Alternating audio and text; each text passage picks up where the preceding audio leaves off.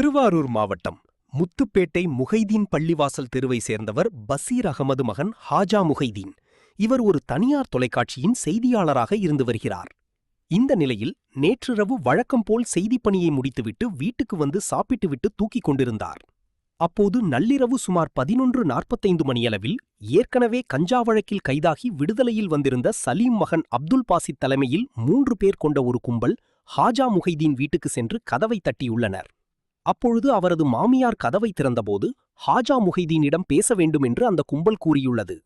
உடனே வீட்டுக்குள்ளிருந்த ஹாஜா முஹைதீன் வீட்டு வாசல் கேட்டு உள்ளே சென்று என்னா தம்பி என்று கேட்டபொழுது அப்துல் பாசித் தன்னை கோவிலூரை சேர்ந்த ஒருவர் தாக்கிவிட்டதாகவும் காவல் நிலையம் சென்று புகார் கொடுத்தபோது போலீசார் புகார் ஏற்கவில்லை என்றும் நீங்கள் வந்து சொல்லுங்கள் என்று கூறியுள்ளார்.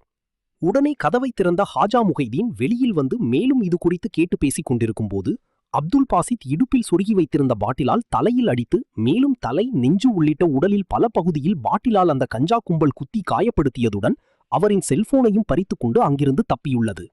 இதனைக் கண்டு அதிர்ச்சியடைந்த அவரது குடும்பத்தினரும் அப்பகுதி மக்களும் முத்துப்பேட்டை அரசு மருத்துவமனையில் சேர்த்தனர். அங்கு முதலுதவி சிகிச்சைக்கு பின்னர் ஹாஜா முஹைதீன் தற்பொழுது தஞ்சாவூர் அரசு மருத்துவக் கல்லூரி மருத்துவமனையில் ஆபத்தான நிலையில் சேர்க்கப்பட்டு சிகிச்சை பெற்று வருகிறார். இந்த நிலையில் நள்ளிரவு துணிச்சலாக கஞ்சா கும்பலை ஒரு பத்திரிகையாளரை வீடு புகுந்து தாக்கிய சம்பவம் முத்துப்பேட்டையில் பெரும் பரபரப்பையும் அச்சத்தையும் ஏற்படுத்தியுள்ளது.